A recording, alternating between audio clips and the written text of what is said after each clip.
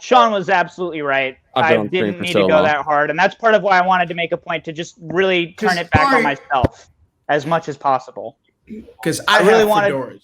Oh, you have fedoras. I kind of felt that was the energy you were bringing. It was not like, hey, quit talking about that. What is the hatred for fedoras, man? Yeah, mine comes from workaholics, where it's like only one person in the group can wear a fedora, and then 2 hats takes it too far.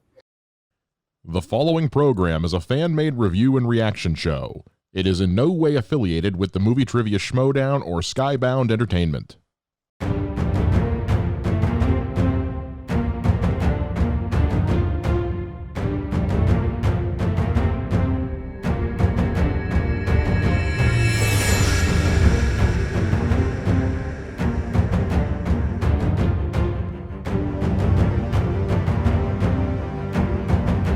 And welcome back, everybody, to the 5th episode of the Ultimate Schmoedown Show.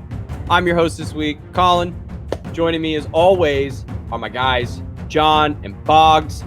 I'm going to hold off on Bogz because we talked yesterday. John, how are you doing this week? I'm doing pretty great. I got to reposition myself to make sure my hands are visible on screen at all times, as is Schmoedown law.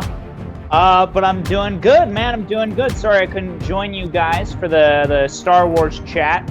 But thankfully, the Schmoedown is the gift that keeps on giving. So I'm glad to be back and have some new stuff to discuss with my boys.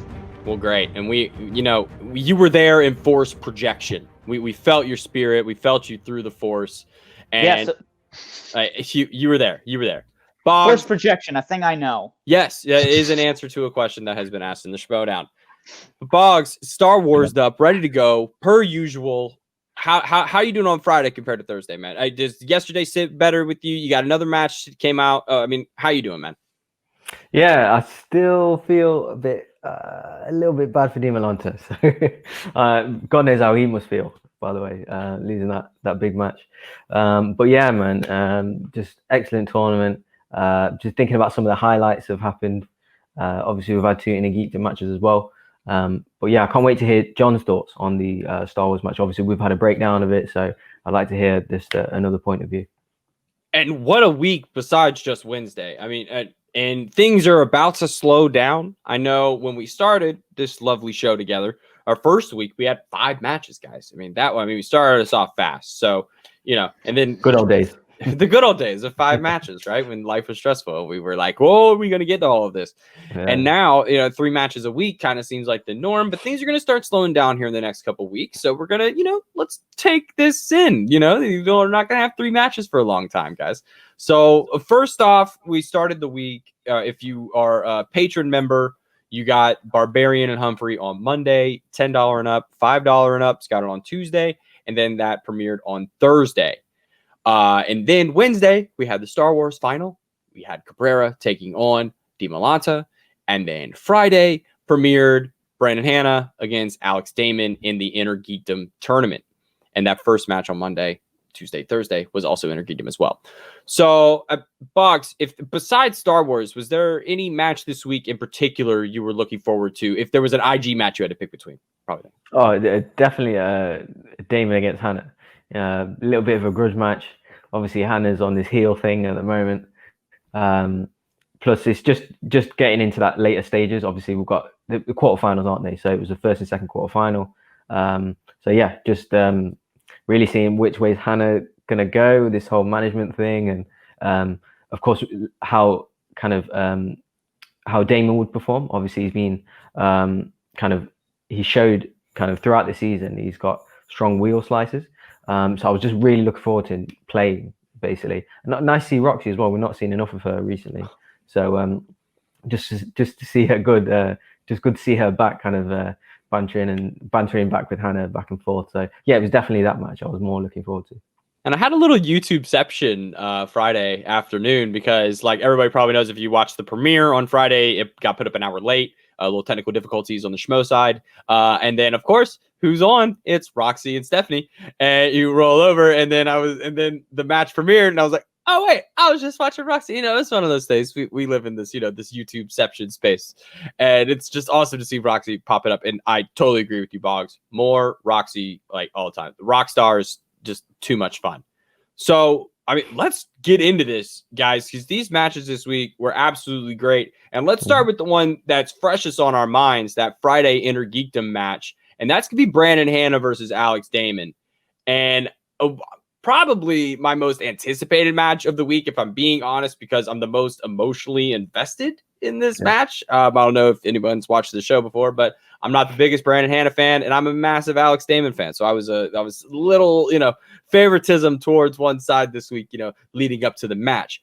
But Bogz, break down the stats of round one for me, because we'll get to the drama, because I think it plays more into the middle part of the match. But just break down this opening round and how it kind of sets the stage for what we see later to come. So firstly, we put a poll out on our Twitter page. We're 57% voting for Hanna as the winner. I personally voted for Hanna. I'm not gonna lie. I'm gonna be honest. With his deeper InnerGeekdom experience, I just thought he maybe would have enough. And then, well, first of all, before we actually get into round one, Hanna's dropped his manager. So yeah, that was the drama. The drama was set because he gets the announcement comes yesterday. Actually, the announcement gets dropped by Ken in a short video that gets tagged to the front of this one. That Ken Knapsack, the pit boss, is the new manager of the Burning Droogs. And at the beginning of this match, Ken gets maybe 30 seconds into his managerial career as the manager of the Burning Droogs, and his first competitor says, "I don't want you as my manager." So, John, what are you thinking here? This is are you expecting this from Hanna? Is this par for the course? I mean, I knew something was going to pop off, especially because Brandon Hanna made such a big deal about pitching himself as the new manager of the Burning Droogs. I knew something was going to go down. I, much like many people, was very happy to see Ken Knapsack announced as a manager. He's a delightful gentleman, and especially just picturing the dynamic he's going to have with Warfather in matches. Oh, it's a treat. I'm looking forward to it. And I was really curious to watch this match, partially because I wanted to see how Ken would do in this new format. Obviously, things have changed up a lot since the last time he was a manager. So I was really curious to see whether we would see a more hands-on Ken Knapsack, what kind of new strategies he would play up as someone who is familiar with sports and drafts. And we did not get to see that. We're going to have to wait to see what that new dynamic will be until the singles or teams tournament, I guess. And so that was kind of a bummer just because, obviously Hanna's going to keep Hannon. But I really wanted to see what was going to be new for Ken, Colin, and we didn't get it. Yeah, a little disappointed because if there's anyone who's good on the spot, it's Ken. He's, he crushes. Every intro he did in the studio was all time. He brings that radio-esque, that I'll say it. It's the Outlaw Nation, the gravitas to the mic. And when he brings it. And I was really looking forward to it. And I thought, if anything, I even said a little bit before the match, maybe he can bring Hanna in. Maybe this was a chance. I think Ken is an empowering enough presence, but Brandon Hanna, much like life, finds a way to be a pain. And he's a pain. The dude's been nothing but a pain. Since he shows up, he just hasn't played by the rules. He's just living his own life. He's doing his own thing. He reminds me of Kalinowski. He reminds me of early Mike Kalinowski. Maybe not fully, I'm talking character-wise. I'm talking disruptive. We're talking corruption. I'm talking, the real corruption. The corruption that brought corruption to the Schmoedown.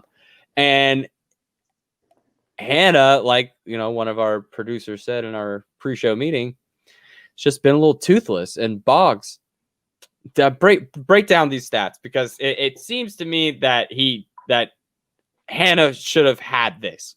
It seems that Hanna should have had this.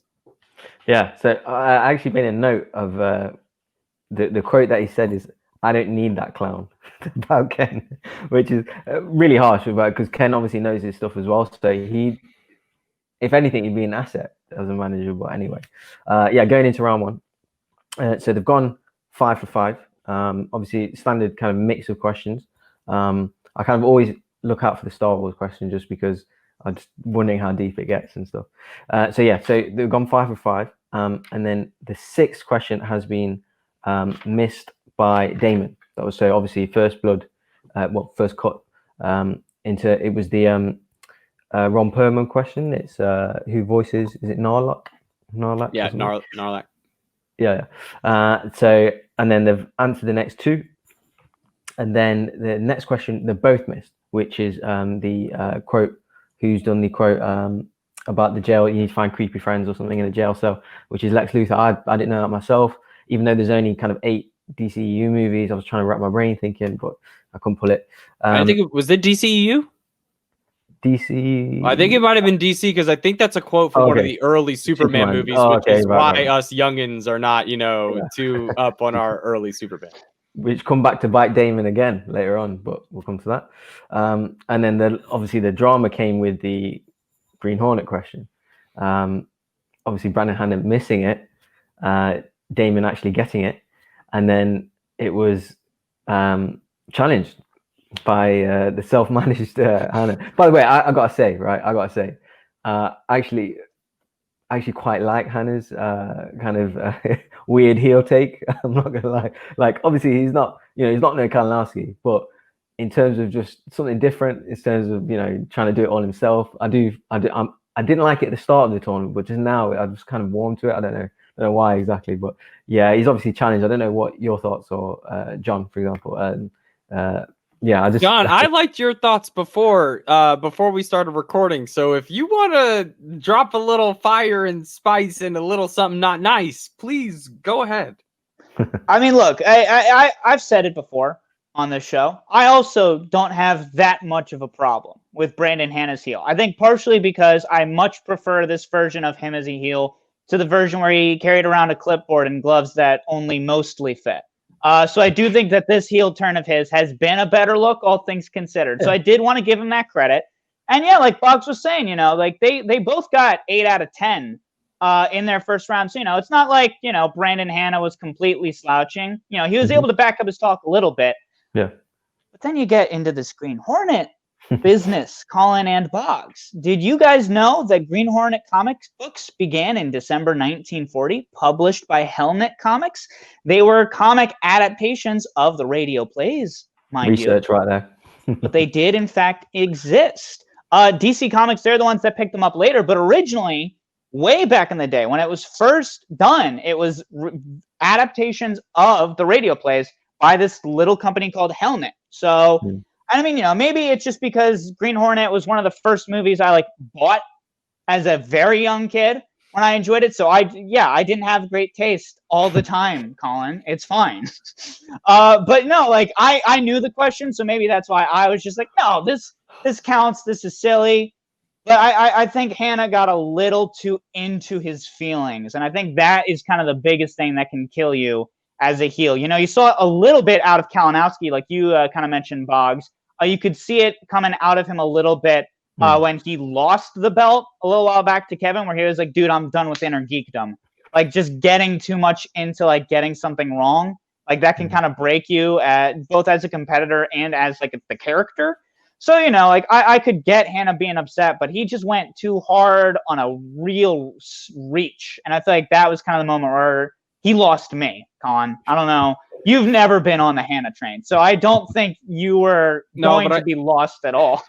No, and I really liked what you said about how I would like him more if he was trying to stir up some trouble. So if he wants to pull some people from the Burning Droogs and create some new rebel faction, I'm totally down with that. If there's some form of them where he's got a group of his own, totally down with that. Maybe like a Magneto and Professor Xavier type split where it's we see the same way, but we're just a little bit different. And I just don't think him and Ken are ever going to be able to get along. So as long as Ken's there, he's not going to, play ball, then he doesn't need to be on the team. And if he's not going to be on the team, then he's going to start saying, well, the second I win, what is he going to say? The first time he wins a singles match, that those points don't go, or whatever match he plays next and gets a win in, those points don't go to the Droogs. They're going to, I hope at some point there's a little bit of drama there, John. Absolutely. And my only point is, because I know, and we can talk about this a little later, I know Brandon Hanna brought up a Warfather quote at the end of it. I'm a noted Warfather lover. If Brandon Hanna poaches Warfather away from Ken Knapsack, I'll completely lose it. I'll be fully anti-Brandon Hanna. I will start trouble. And that's my biggest thought, Colin. Back to you. Bring us back, because I feel like at this point, it feels like another match is the point where the tides would turn. And Bogz, that wasn't the case. Round 2, what's the game? What happened? Perfect games all around. But in our midweek show, Colin, I did say I've seen Hannah pull Star Trek, like tough Star Trek questions in the past. Obviously, we've seen Damon do it recently. So I thought it was a great shot keeping Star Trek. I've seen him do it before, and I wasn't surprised he got perfect round. I'd say I did laugh at Roxy taking shots at him as well, saying like, "What are you doing? Why are you wasting your challenge?" So I found that funny. Yeah, just a bit of a mix of kind of difficulter and easier ones in Star Trek. But yeah, obviously he's gone perfect. Going on to Damon, obviously initially spinning Star Trek again, spinning Middle Earth, going perfect. Obviously we've seen how deep he can go in Middle Earth, so no surprise he gets another perfect round, finishes 18-18, 10th match. So what are your thoughts, Colin, round 2? Players play. Players play. That's it. Primetime players want the ball in primetime moments. Alex Damon was handed a primetime category in a primetime moment when Hannah, like, I'm Star Trek champ. Star Trek champ right now. I mean, fine, other than Scott Mantz and Jason Inman. I mean, give me a 3-way between those 3 right now, because our producer Mike even said in our group chat, he said, I consider myself a hardcore Star Trek fan. And that round whooped his butt. I mean, those are hard questions. And he didn't blink. Like, he didn't blink once at any of those. It felt like how Ace was answering some Star Wars questions over the last couple weeks. Like, he was like, oh, I'm just happy to be here and answer this fun question. Yeah. You know, and he's having fun. And then for Damon to come out like that, it just shows what I keep saying, that Alex Damon is one of the top 5 all-time Schmoedown players. Like, it's just player.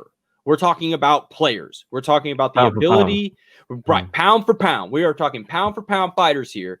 And Alex Damon can hang. He is a fantastic studier. I need people to understand that I'm not just saying like this guy, like, this is different. This Alex Damon is different. He's proven this. He has been able to replicate his Star Wars training in the InnerGeekdom. And if he's able to do that, even the slightest, to be paired up with somebody for teams, even, he is an all-time points getter over the next couple seasons. And he just has the ability. Now, they talked about at the end of this match, guys, he's only going to play 1 Star Wars match this year. Roxy drafted him. And imagine drafting the champion and then only having him play 1 match. But all these points he's been getting are in InnerGeekdom, and that's not even his, it's not even his thing. He's still getting all these points. So, John, I'm just trying to, like, grasp my head. Where are you at this point in the match? It's 18-18.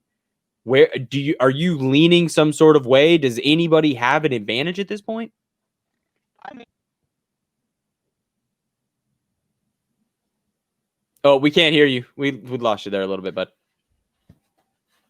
All right, so we'll come back to John when he finds his sound. I know, I'm sorry, we can't hear you. And so we'll come back to John. And so we got round 3. We'll just move on to round 3. Bogz, bring it on through. And honestly, I love this round. I love the questions. Yeah. Okay, so round 3. Obviously, Damon, being the higher ranked player, went first. With his second round shot. Hannah's. Damon's had to go first, hasn't he? With the first, obviously, 2-pointer, which is the Who Played Punisher, which is obviously he's got right. Hannah's gone for his 2-pointer, which is the Bird of Prey crossbow weapons question. Yep. He's got right.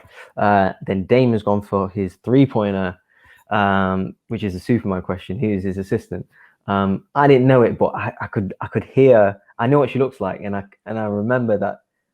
Obviously, Lex Luthor shouts. Yes, yeah. I couldn't pull the name. I was thinking, oh my god, what's the name? So yeah, like I'm not surprised you didn't get it. It was pretty tough. Did you know it? I did not pull it in the moment. I did not pull it admittedly in the moment. Yeah, so I think it's like we were saying before the show. I think it's one of them older school. Right. Older school it kind of gets you. and, right. Exactly. It's just one of those movies where it's like, man, when is the last time I pulled out Superman the movie? But to me, the question of the round is that 5-pointer for Alex Damon. I mean, it's honestly one of the deepest cut Star Wars questions. And after, weeks and weeks of these Star Wars tournaments, to have that Star Wars question be the 5-pointer, that's insane. I don't know. I would love to know how many of the semifinalists in the Star Wars tournament knew the answer to that question in the moment. In the moment. I give a couple minutes. In the moment, did you know that Ace, Laura, Adam Witt, that is a hard question. And that last question, Bogz, please talk me through your thought process for that whole 5-pointer for Brandon. I remember the scene. I was thinking, it could be any number, literally any number. But yeah, man, tough. I thought I didn't believe he was stalling. I genuinely think he didn't know the answer. Trying to recall, obviously, play back the scene in his head. But yeah, man, really tough. He wasn't too far off. He got one number right. He got the last number right. But I kind of felt for him. It was particularly hard. A number of what alternate. It's super hard question, man. But yeah, he ends up obviously taking the L there. But yeah, I did feel for him, to be honest.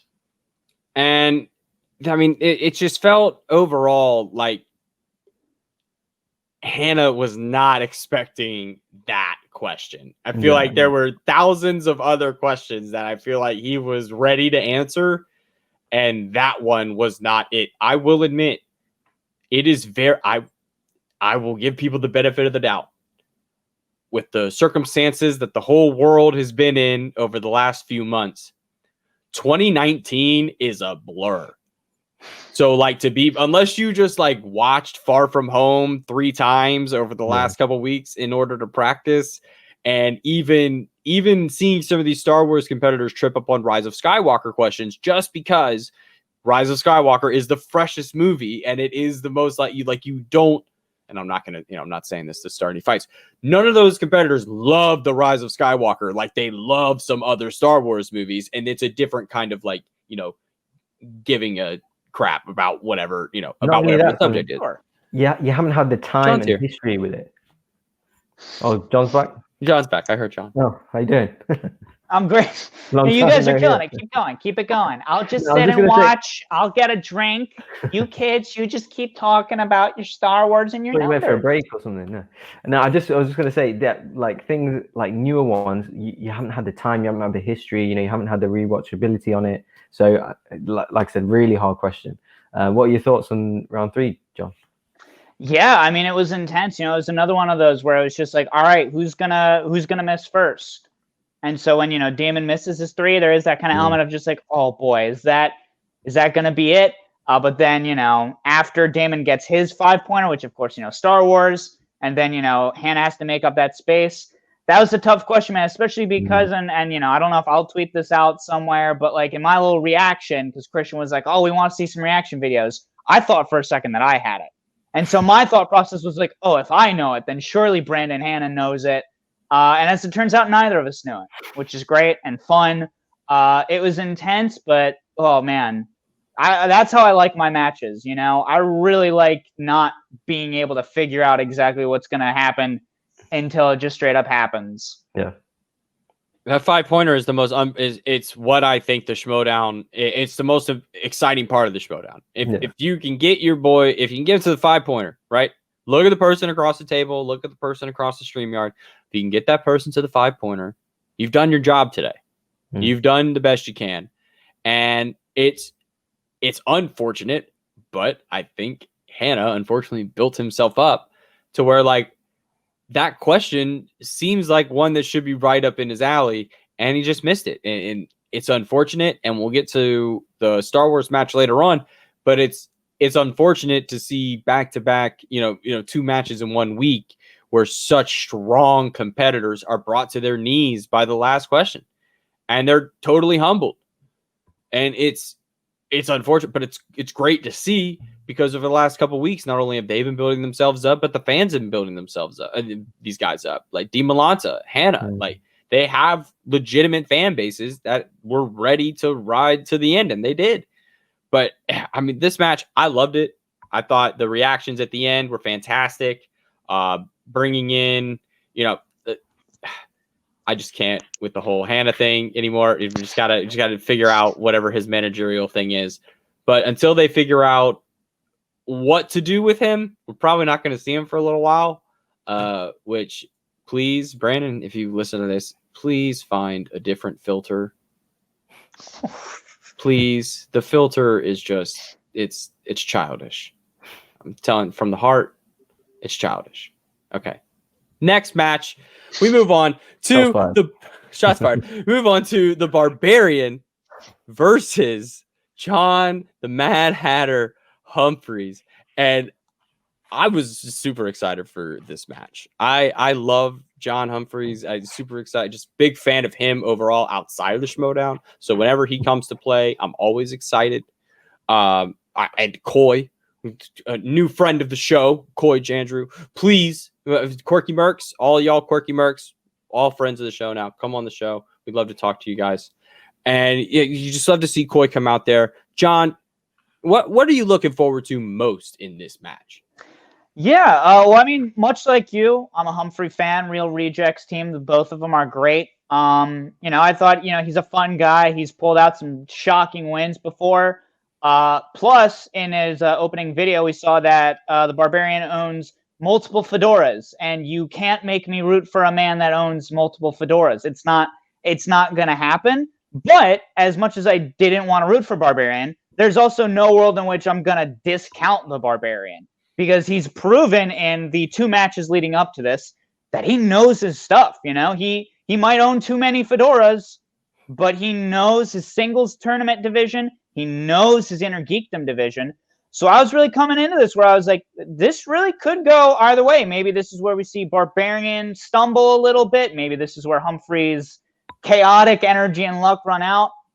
This was when I didn't know what was going to happen, Colin, and that made it even more exciting. Well, the Barbarian also didn't really know who he was playing. He thought he was playing John Humping. So that was not the case.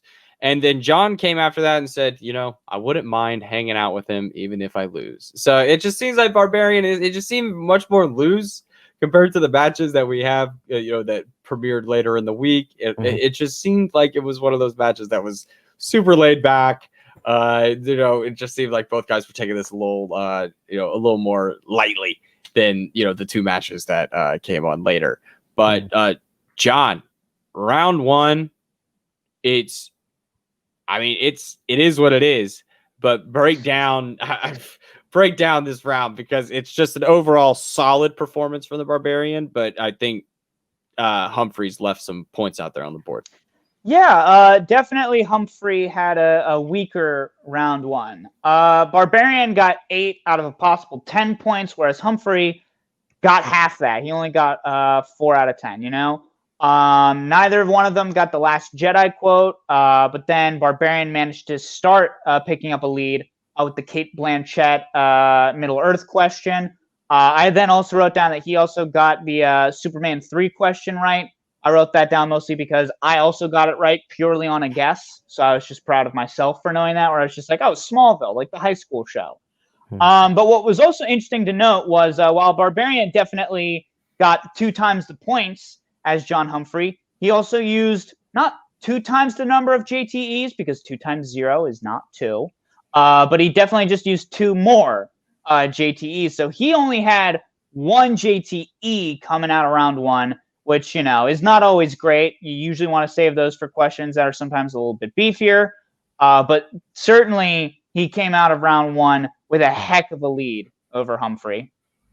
It just seemed to me insurmountable at that point. And I don't know what it felt like to you, Bogz, but John just didn't seem to have it. Yeah, a little bit. I did to be honest, I was just enjoying John. Just every kind of reaction and his mannerisms and his behavior. It's just, I was laughing at like everything that he was saying and his like delayed reactions sometimes. And I quite enjoyed the lightheartedness of the match compared to, obviously, we just had a final. And obviously we're having an intense match the day after, obviously according to the YouTube drops. But yeah, so it was just fun watching. Yeah, it was a bit insurmountable, like you said, but stay in the game. That's all I was thinking. Just stay in the game. You don't know what's going to happen. Potential steals. You know, he's shown he was stronger in the Wisdom World wheel slice before. So yeah, just stay in the game. You don't know what's going to happen. He's only got one JTE left. So I wasn't completely discounting him. What the main thing that I was thinking is don't get knocked out. Don't get knocked out. Don't try and get to the third round as much as possible. So yeah, moving on to round 2. Yeah, John, and it just seemed it seemed like John put up a great fight in round 2. You know, he kind of came back there, kind of sprung back up, hopped back up, and gave it his best shot there. Yeah, both Barbarian and Humphrey were roughly on the same par as far as their individual round 2 performances. So the Barbarian, he spun Wizarding World, and he got 7 out of the 10 possible points. You know, he had to go to multiple choice a couple of times, but he didn't get a single wrong answer. And especially considering that, you know, he only had the one JTE in the chamber and didn't wind up using it because he kept going to multiple choice. I thought that was a real smart call by him. And then you get to Humphrey, who spun away from Marvel and got Middle Earth. He got 6 out of the 10 possible points. Not quite as many as Barbarian got. Interestingly, he did use the same number of multiple choice, I guess, options as the Barbarian. He went to it the same number of times, I should say. The only difference being that he got his last multiple choice question wrong, unlike Barbarian. Although Barbarian was not able to pick up a steal from that, it did mean that Barbarian managed to make that lead 5 points ahead, not just 4. But, you know, all things considering, definitely a weaker round 2 performance by Barbarian. Roughly the same by John Humphrey.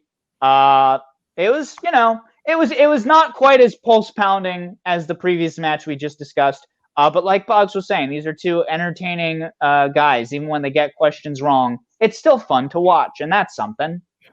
Yeah, and that's one of the great things that I love about the Schmoedown is that it offers a chance for these characters to get a chance to shine just as much as the the brains, because the character takes just as much thought, takes just as much talent as it does to sit down and pump out these questions.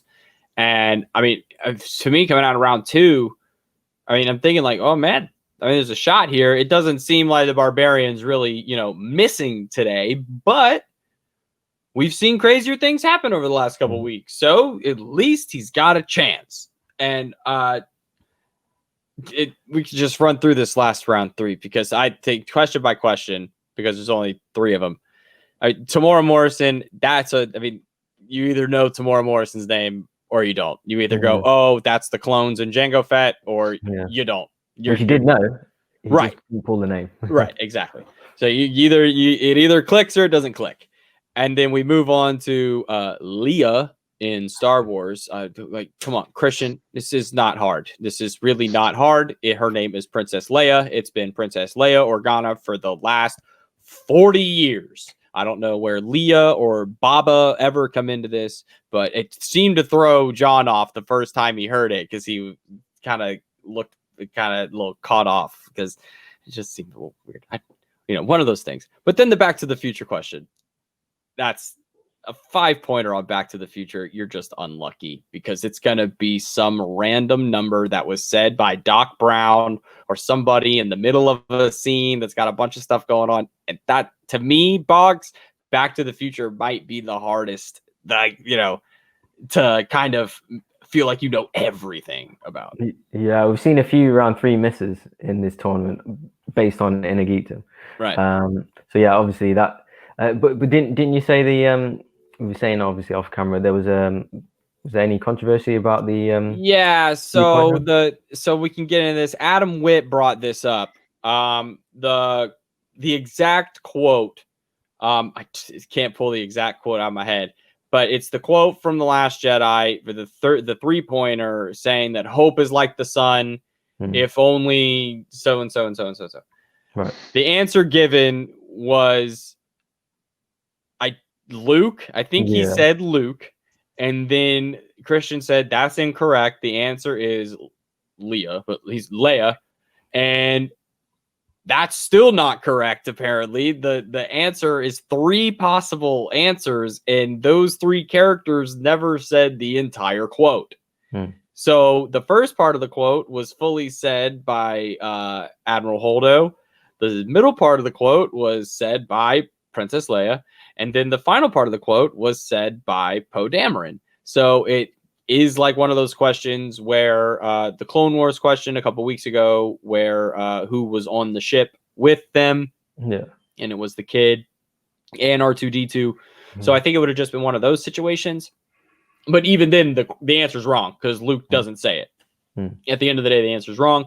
So no need to challenge. And then I think that brings me to a bigger conversation I think we can kind of have is I think some of these competitors who are newer to the game need to go back and watch what is challengeable and what is not, and what actually gets you a win on a challenge and what will not. Because some of these things they're saying is like, we don't have the time for these questions that you're bringing up.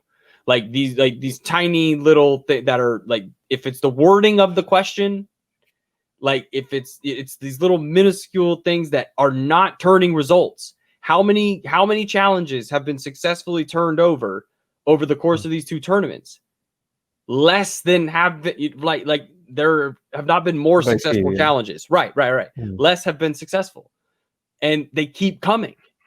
And it just seems like they're not quite getting that. Like, it might not have been the best time to challenge. Like, yes, it could have been maybe challengeable, but what do you hope to bring about if it's not going to change the end result? So that's my 2 cents. John, do you have anything when it comes to these challenges? Because we've had more challenges in the last 3 weeks than I think the entire Schmoedown history combined.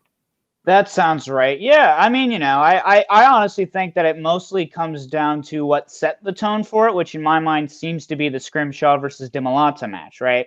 Where it's like, it was just that one challenge that like defined the match, essentially. Where it's like, that was the moment that got you a win. And especially with a match that lots of folks were calling like already one of the best matches of the year, especially considering how many, you know, like that was the first of the Twitch matches. So all those Wednesday matches, those were all happening live. So like this was definitely something that everybody involved in the tournament knew about and was therefore like keeping in mind, actively watching. So I think that just kind of like, I mean, especially considering like, I don't think it was the next match, but like, I guess 2 weeks after with Adam Witt going up against Molly Damon, the sheer number of challenges that happened off the bat. Like, I do think it was just that kind of, the tone was set essentially by Dimolanta and Finstock in that regard. So I definitely think it's worth having that conversation about what is and is not challengeable. And Bogz, I definitely want to hear your thoughts on it. I will just quickly say, because I forgot to mention this up top, our lovely Twitter poll on the match we're talking about had Barbarian winning this by 75% of folks thought he was going to win this. And congratulations to those 75 folks. You were correct. Barbarian did pick up a TKO, which was pretty big, but we can get a little bit more into that and points-wise later. But yeah, Bogz, what about you? What do you think on this whole challenge hootenanny? Yeah, it's just a part of the game, isn't it? I think perhaps maybe newer players are using it potentially when they don't know the answer, and they are trying to maybe nitpick the wording of the questions, try and get another question or try and get something reversed potentially. Don't really like to see it always, like you said, but at the same time, I do understand it in a kind of sports aspect. It is a tactical element that they are kind of within their kind of tool set that they can use.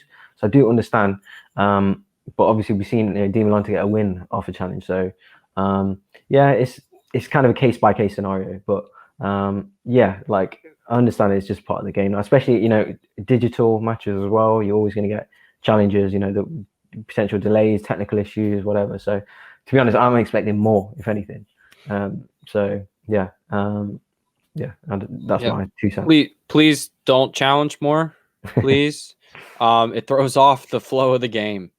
Schmoedown, when it's flowing and there's like one challenge a game, or if there's no challenges a game, that Schmoedown clicks. That Adam Witt Molly Damon match is almost like unwatchable without the remote in your hand to like fast forward through, because you can't get through that first round. It takes, Christian says it like halfway through the first round. This first round has taken longer than the entire previous match that we just played to get through. So like, you could tell, like, when it comes to the challenges, just, maybe.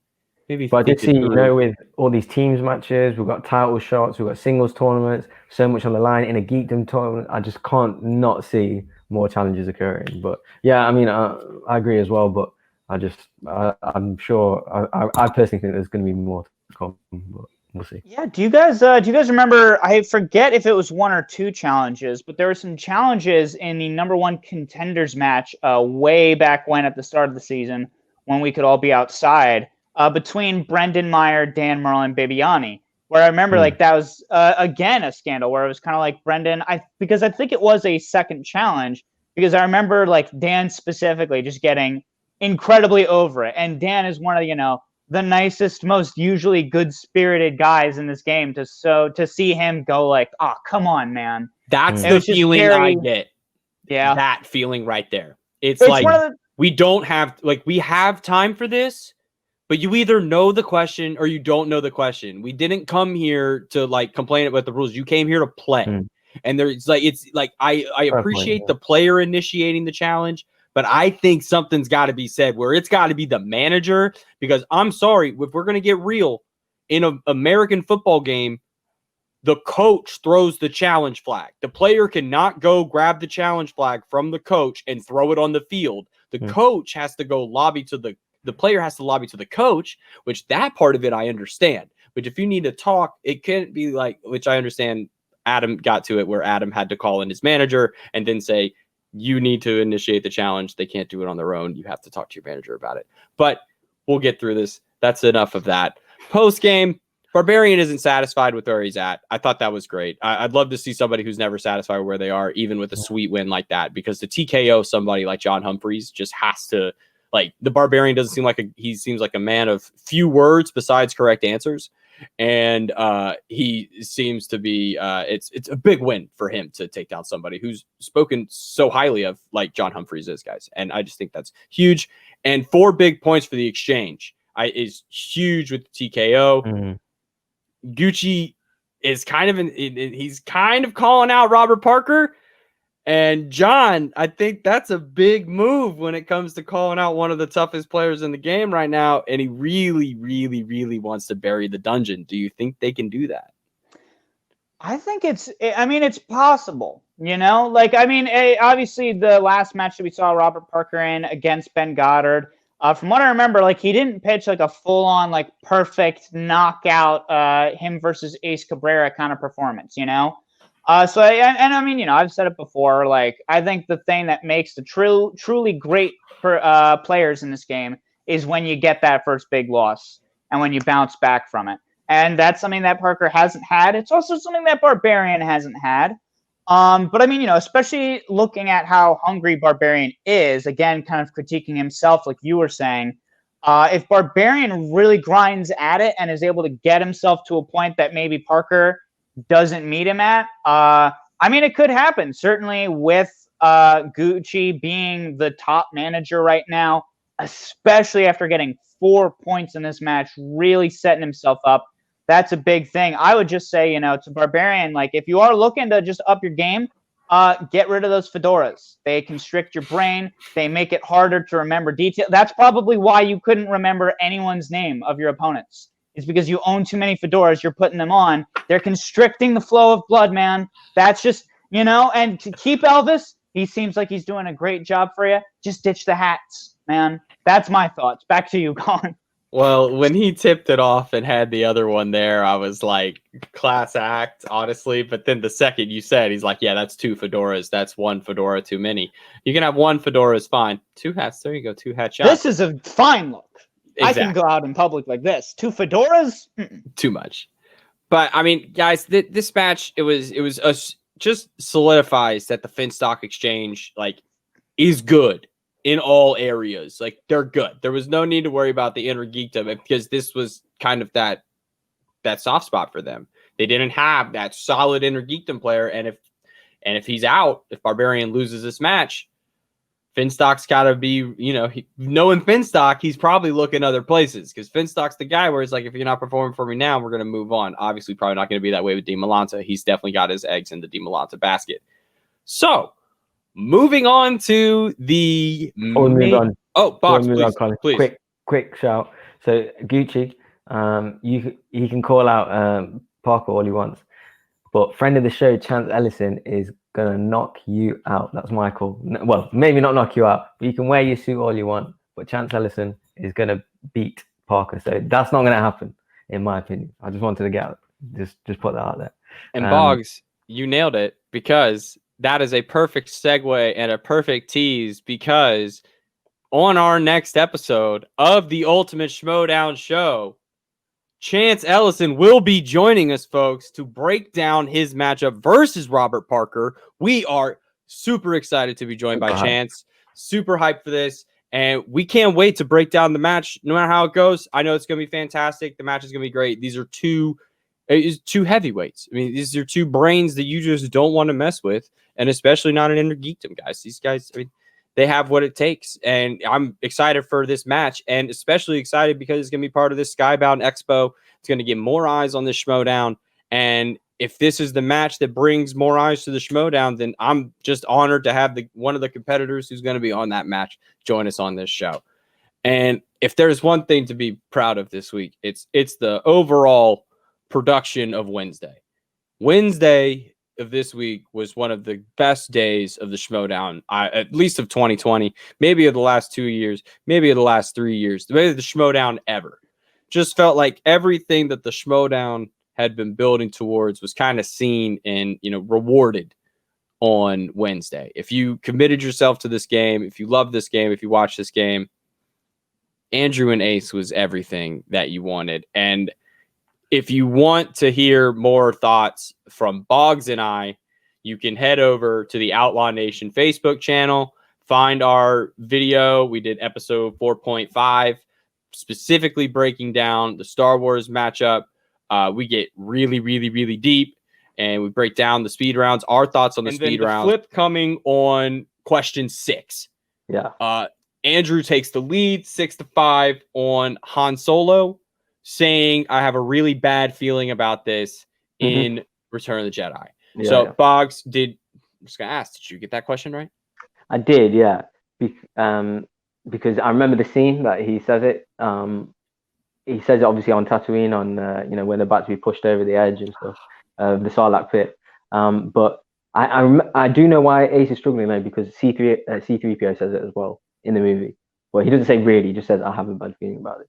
I don't know why. My initial thought was that it was Luke when they're on the shuttle Tidarium, and Luke says, I've got a really bad feeling about this. I'm endangering the mission. But he says, right before he says, I'm endangering the mission, in my brain, I heard him say, I've got a really bad feeling about this. Maybe I'm just a good writer. I don't know. It sounds like John was not able to join us. So, John, you have the floor. Please, please, please give the folks your thoughts on one of my favorite Schmoedown matches of all time. Oh, for sure. Well, first things first. Yeah, I was sorry I missed it. If you guys haven't watched it, please go check it out. It was delightful. I missed it because I was catching up on Star Wars. I felt like I've been kind of out of the loop on a lot of our conversations. So I spent all day Thursday watching Lego Star Wars Force Awakens PS4 all cutscenes on YouTube. So now I feel like I really get everything. Like, did you guys know there was a character named BB-8? It's crazy stuff. Yeah, man. I mean, like you said, this was really a testament to how great some of these matches can be. I feel like this was the perfect ending point for this tournament. Again, of a division that I haven't really followed that much, just kind of being the most outsider-ish for that of all of the divisions. But I thought it was great, man. It was one of those things where I was kind of shook a little bit in just round one, because Ace did have that round one miss. And we've seen it in matches like DiMolanta versus Scrimshaw, in Ace versus Laura Kelly, where that first missed question is what costs you the match. So I was a little bit shaky, like going into it, where I was just like, oh, did it get decided that early? And then, one of the things that I thought was a huge element of this match, and I'm sure everyone behind the scenes will tell you, was the involvement of Winston Marshall. What a guy.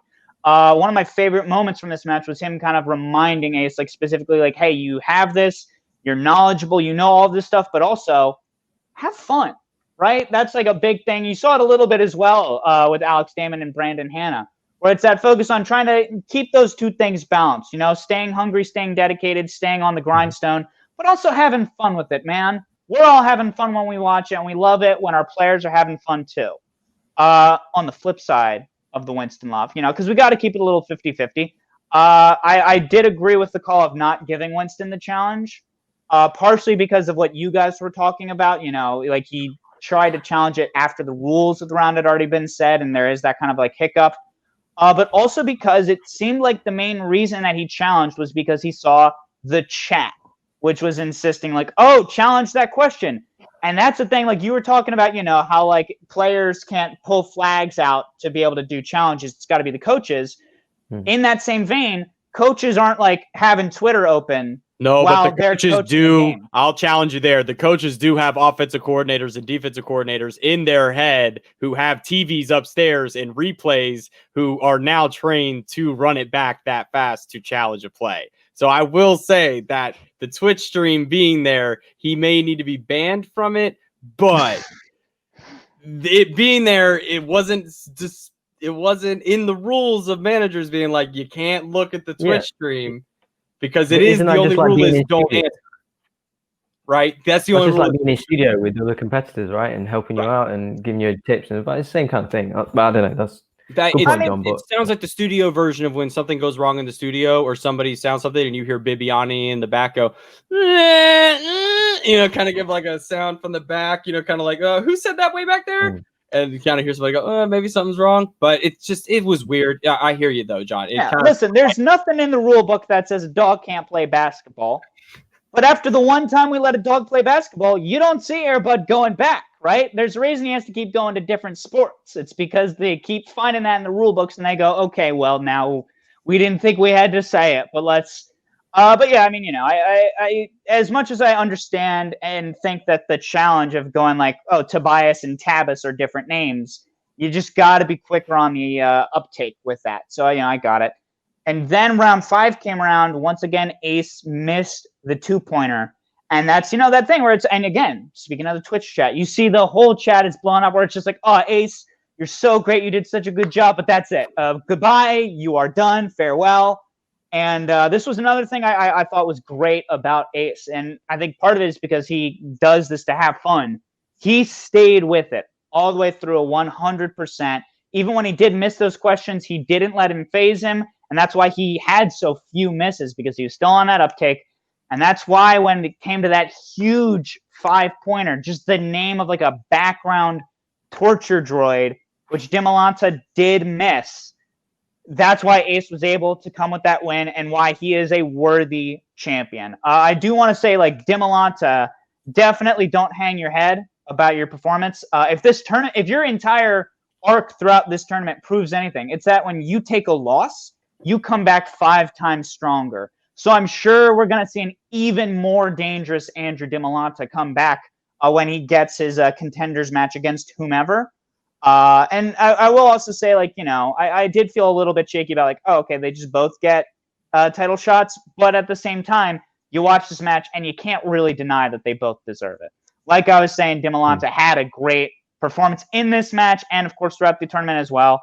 But Ace has got to be the main story. What a just incredible, I don't even want to say come up, really, right? Because, obviously his first match, he's learning the ropes a little bit, and it was a whole other division. Of course, he stumbled a little bit. It's only fair to see, like, just the actual Ace player, what he looks like when he knows what's going on. And to see him just get everybody from, like, calling him a nobody, making him go through a play-in match, to now being the champion, getting so many people riled up. And, like, the poll for this match, people were voting for him more than Dimolanta, even after everything we'd seen from both of these players. I just thought it was a phenomenal performance. Like, huge, massive shout-outs to Ace, huge, massive shout-outs to Winston. It was a great match. What do you want me to say? It was a great moment in sports. It was, and I think it all goes back down to how well it got pulled off. I think it had a lot of room for error. I think the speed round could have gone. I think Bogz and I nailed down the speed round to one sentence. It could have been a lot worse. So as well as it went, and to only have the little flub up with the score, and we got into that on our episode 4.5. But overall, this round, this whole thing, top to bottom, the questions, the hardness of the questions, the difficulty, everything, it just felt like a title match. It was everything from the easiness of his red arm to Linda Hunt voicing Lady Proxima. I mean, just Dimolanta had some questions that were hard. I mean, I didn't know Linda Hunt voiced that. We talked about that yesterday. But the torture droid, and I said this yesterday, I'll say it one more time. George Lucas doesn't know the name of that droid. If the maker doesn't know the name of the droid or the question, please do not hang your head. Please do not, because if it's the one thing that slipped through your mind, Andrew, you'll be back, dude. And we know you'll be back. And I'm all for giving him the shot. I think there's got to be something to reward a finalist. There has to be a reward as a finalist that separates Dimolanta from Laura Kelly and Molly Damon.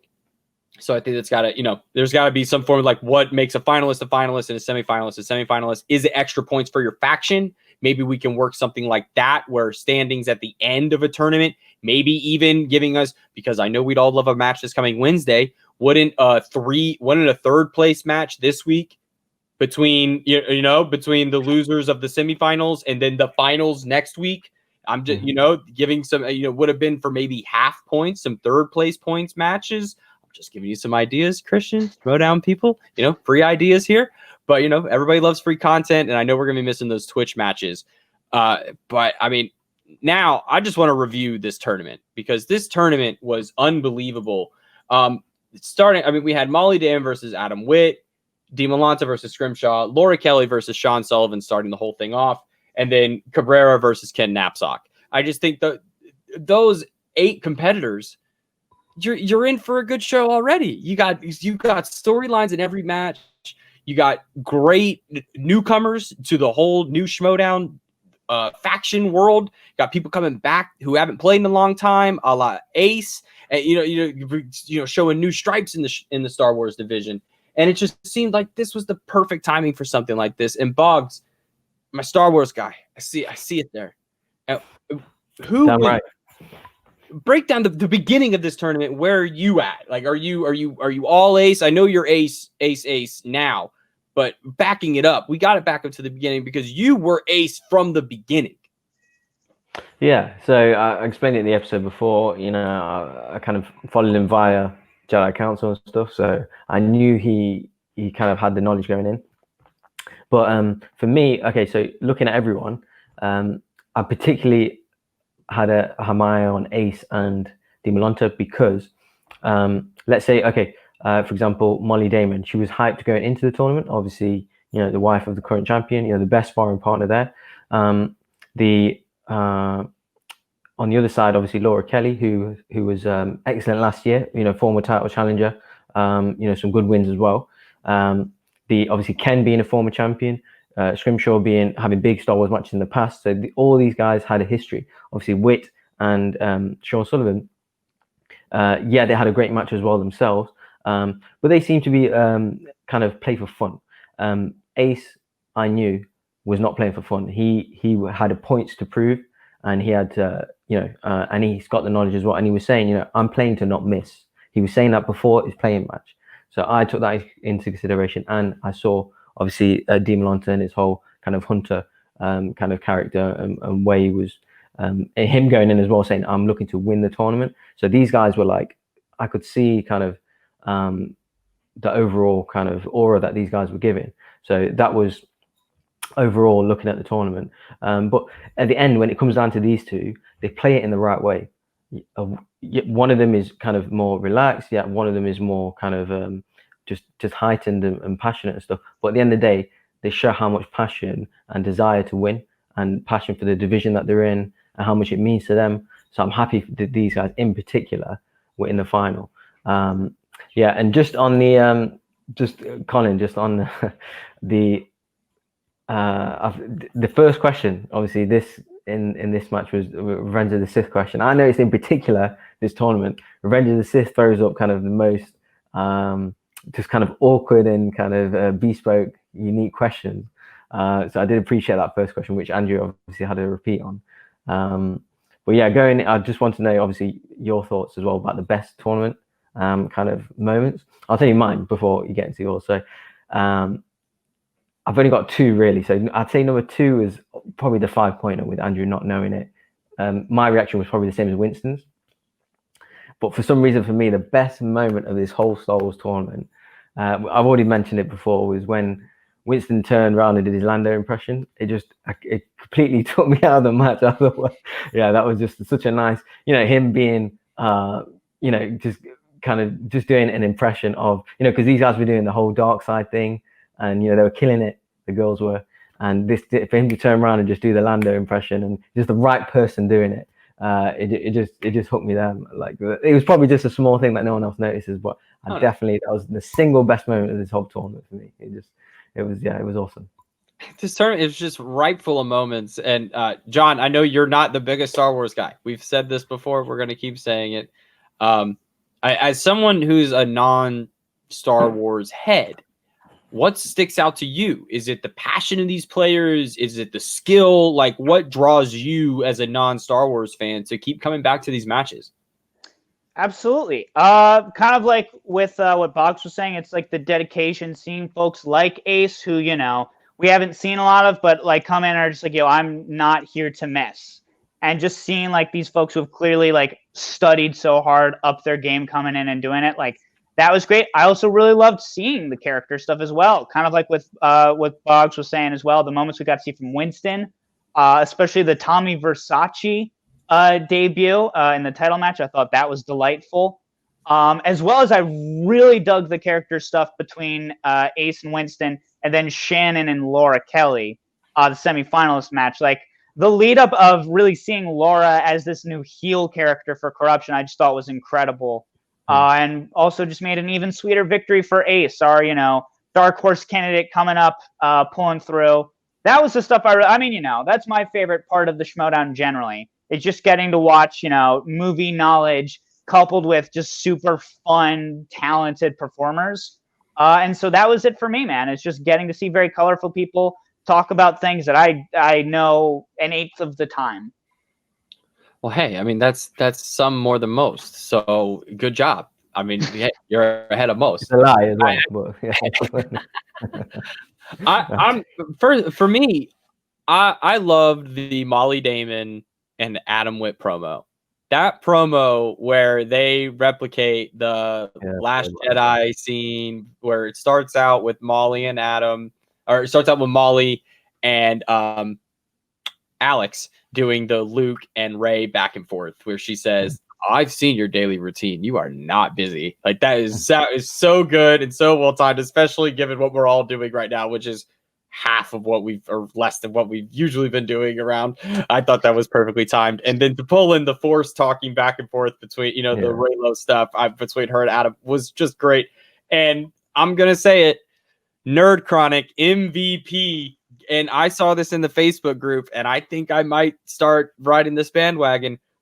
My contender for the Yodi Award, Nerd Chronic, I believe should be in contention for the Yodi Award at the end of the season, because the effort being put into these promos is just superb, going above and beyond every single week. Now it's something to be like, you just look forward to it. Now you just look forward to it. Christian's like, I'm going to let Nerd Chronic take it away. He can't wait either. He can't wait to get through the first 2 minutes. He can drop it because he's like, oh, yeah, we're going to play some cool stuff here. Like, my boy did it again. And Nerd Chronic, so hats off, 2 hats, however many fedora hats off to you. And, big fans. And overall, guys, I'm super happy. In news that the Star Wars tournament's going to come back. We're going to do this again next year. This is coming back. This is a thing. We're going to continue doing this. I'm super excited.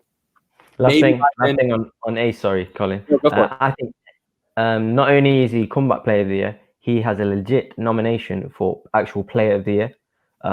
Just the whole journey he's been in, for the wins, for the kind of positivity he's brought. So yeah, obviously we've still got a lot of the season left to play, but I think in terms of however many nominations there are, 5 or whatever, I think he's for me, he's put kind of one foot in there. So I just wanted to put my 2 cents in. Definitely a nominee. And as we start to get closer to the end of the season and we finish out this InnerGeekdom tournament, I would definitely be excited to sit down and see like where we all stand when it comes to these awards, because that is something that we get at the end of the year. Now we do get awards, and I love the award show. It kind of makes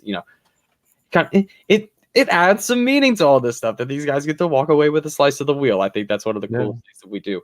And I mean, guys, I think this week was just so full of great matches, and now we got the rest of the IG bracket, and I think this tournament's shaping up even better than the others, guys. I mean, what matches coming up, John? I mean, I know we discussed Robert Parker and Chance Ellison, but I know we got another match next week. Does that one excite you? It does, yeah. I mean, obviously facing Kalinowski in InnerGeekdom, that is a huge hill to climb up. And there is that part of me that's just like, does Zipper have what it takes? Are we going to see something like a shutout? I don't know. But at the same time, then I just think back to Zipper's performance, and I'm like, well, no, he clearly wants this win over Kalinowski. And as, dominant as Kalinowski has been in the division, is this the time where we see Eric really step up to the plate? Are we going to see an Eric that comes up for, I guess, comeback player of the year, or just, match of the year even? Who knows? Like, there's definitely some excitement going into that match. Admittedly, though, not as much as the Chance versus Robert Parker match. I'm looking forward to that one a little bit more. I mean, and then Bogz, we're looking over at, I mean, who do you think the Barbarian would rather see? We know who Tom wants. Tom wants Robert Parker. But is the Barbarian more afraid of Chance Ellison or more afraid of Robert Parker? Frankly, I don't care who the Barbarian wants. Chance is winning that match. I'm telling you, don't count out the underdog. I've said this before, and the rest of this tournament, there will be another upset. Guaranteed. The tournament says always upsets. And I'm fully backing Chance for this. I don't know how he's going to win. I don't know what's going to happen, but I am backing Chance on this 100%. Friend of the show, can't wait to have you on, and I am fully backing him. Obviously, looking forward to Kalinowski as well. But I'm predicting a corruption final, Kalinowski against Chance. But who the Barbarian probably wants, God knows, whoever. But he's going to play Chance because Parker's losing. So yeah, I can't. That's the match that I'm looking forward to the most. Big pressure on Parker, obviously. But Chance, he's legit kind of 3-division threat. So there's not many players like that in the game right now. We'll probably a handful of players who can legitimately have a kind of a chance or potential to win 3 belts. Being the youngest player, one of the youngest players to do so as well. So yeah, for that reason, for that kind of story, fully backing this guy. And look forward to the episode next week when we sit down with Chance. And John, I mean, this IG tournament, this is a little more in your wheelhouse than Star Wars. So, not every question is Star Wars. So at least and here we go. Yeah, what you got for us? Look at that. Ooh, I know I'm mixing up properties here. Yeah, it's fine. Nobody's it'll happen eventually, right? This is important, I spent a little bit of time on Barbarian's hats. Let's also be clear, everyone should be making fun of me and my hats as well. Let's just put that out. For as much, nonsense as I might have given Barbarian, not only do I invite everyone to make fun of me and my hats, you should make fun of me for me and my hats. They are objectively silly. And honestly, his hair is just so nice, and I'm sure he uses like Head and Shoulders, the conditioner. It's all nice and light. I mean, clearly, John, he needs to send you some. I think he probably has a little bit to give you. I mean, if you want some, you can probably just ask. Hit him up on Twitter. You never know. We're talking. If you have any extra animal pelts that can be fashioned into wigs, that too. Get a raccoon hat. That those work. Those were in style at one time. So you never know.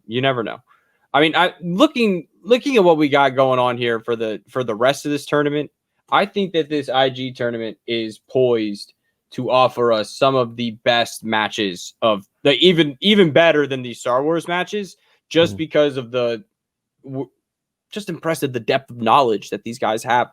And I'm in Bogz's camp. A corruption final is what the people need.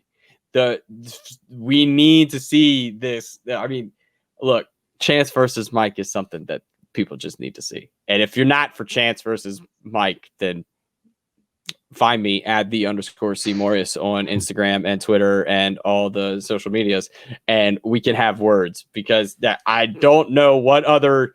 You want to watch the Barbarian play Kalinowski in the final? I didn't think so. Okay, cool. So Bogz, I mean, take it to the next level. What do we got? What are you looking forward to other than Chance? I mean, the whole expo next weekend, I'm super excited about. But past that, is there something with these competitors that you've been missing that we haven't been getting recently? Yeah. So to be honest, I want them to match the level of the Star Wars tournament. So how much kind of passion these guys are putting into it. I'm sure it will come, obviously, towards the semi-finals we go, and obviously final. So towards the kind of build-up of the title match as well within InnerGeekdom, I'm sure obviously the promos will start coming. Kalinowski, Shannon, they'll start kind of piping up more. But yeah, to be honest, I'm genuinely looking forward to them to equal the excitement and the intrigue of the Star Wars tournament, because these guys kind of set the bar now for all the other divisions. So I want these guys to kind of hopefully be as exciting as the Star Wars guys. And John, now we got 2 tournaments ending. We got 2 tournaments ending in the next couple of weeks, and we got a third one working up. And this third one is looking strong. And right now we got a list of players per faction that are announced for this singles tournament. And are there any surprises to you? I'll just ask you that. What's your biggest surprise of somebody that you weren't quite expecting? That player that got announced that made you go, Oh, sure. Interesting. Yeah. Yeah, I mean, this singles tournament, now that we know all 36 names, I'm very excited for it. I will definitely say of the divisions, singles is probably the most in like my personal bag. So I'm very excited to see it. I think for me, it was less of a question of players that I was like particularly surprised to see, and more so players I was specifically surprised to not see. Some examples of that include, first, right off the bat, the rock stars. No Stacey Howard. Stacey Howard, the resident bracket breaker, one of those people who she often doesn't get enough love in the Schmoedown, and I feel like the tournaments is always a great moment for her to kind of remind everybody what she's about. So I was disappointed to see her. Obviously, real life scheduling is a thing, so I understand like it's possible like she just couldn't make it, but I was a little bit disappointed. And in that same vein, the usual suspects having neither Janine nor Andrew Guy, I was surprised by as well. Definitely no disrespect to Jen Kemp, but I had assumed that Jen was going to be more specifically just kind of InnerGeekdom. And considering that, Sam had these 2 other stronger players, or not stronger, just more experienced in singles, let's say. I was surprised that neither of them were in place. And then, obviously he moved away, so I wasn't sure if we were going to see him at all in the Schmoedown. So it wasn't super surprising that JTE wasn't announced. But there was still that part of me that was just like, it could happen, man. It could absolutely happen, right? He's a part of the Droogs, technically. He could record virtually, technically. It would have been nice, but I mean, there's, those are really the only surprises, and it's just a testament to how much heat there is in the Schmoedown. You know what I mean, Colin? Absolutely. And before I throw it to you, Bogz, the thing that caught me off guard was that we got in the 3rd and 4th spot for the exchange, we got Rocha / Merle. So it seems to be some contested, it might be up for grabs of who's going to get that spot. And then the question mark behind Sabrina's name, the exchange looks like it's ready for a facelift. It seems like that this is not going to be the exchange that we have been used to over the last couple of months, Bogz. Does that excite you at all for, maybe a little shifting of some talent around the league? Yeah, definitely. I want to see Sabrina play. She was kind of most sought after rookie that we've had. We've obviously seen her on SEN and seems to know movies and stuff. So she seems to be, she got the best kind of sparring partners. that she can play with. So definitely looking forward to her. But yeah, probably the most surprising one is, where's Guy? Like, what's Guy doing? Why isn't he in the tournament? I just had a list up with my losing connection, so I haven't got the full standings. But yeah, it's definitely Guy. What's going on there? I mean, obviously what he's got running with Kalinowski and stuff, but I would have thought that still they would have put him in.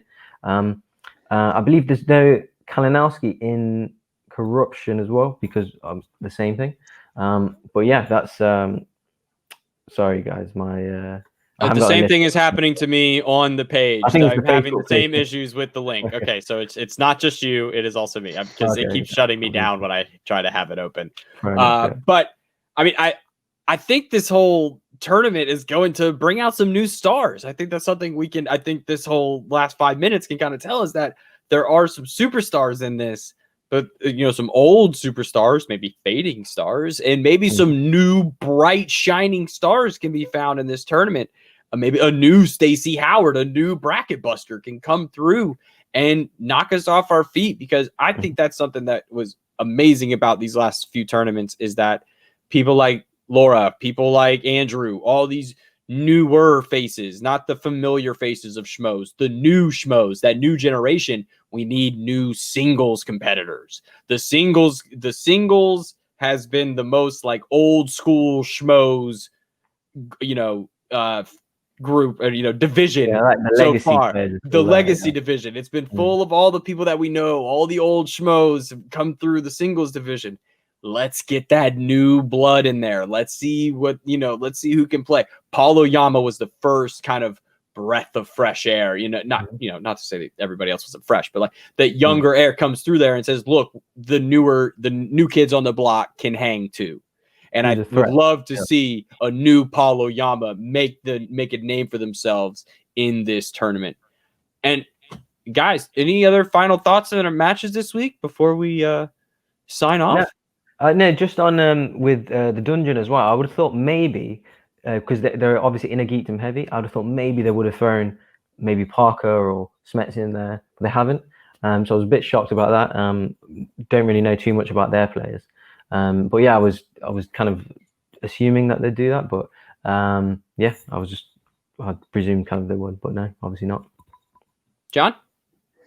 Yeah, not too many other thoughts on the matches that we got this week. I forgot how to talk. That's a real. See, this is why I'm saying make fun of my hats. Clearly, I know nothing.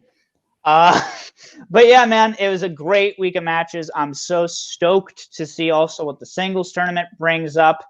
The only thing I had also written down was just my all-time favorite moment of the week was when Damon pointed out, hey, I'm a Star Wars YouTuber. I get yelled at all the time.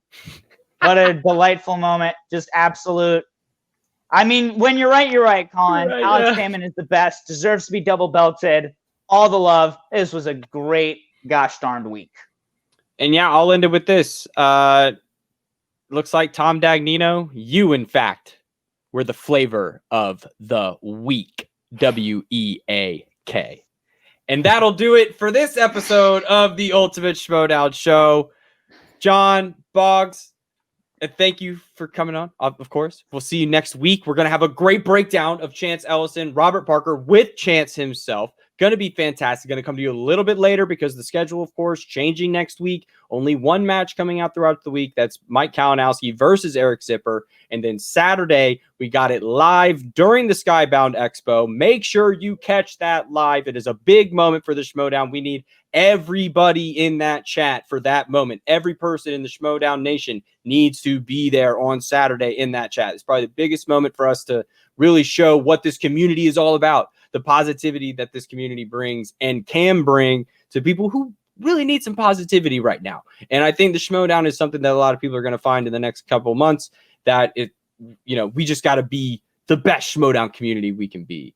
So for John, for Bogz, for Colin, me, I'm Colin, talking third person. Follow us. Make sure you check out our YouTube page. Make sure you follow us on Anchor if you're on the podcast side of things. Please follow us over on the Outlaw Nation Facebook page. Request to be in there.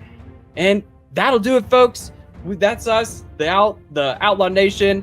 Thanks for having us. And this has been another episode of the Ultimate Schmoedown Show. Bye. Bye.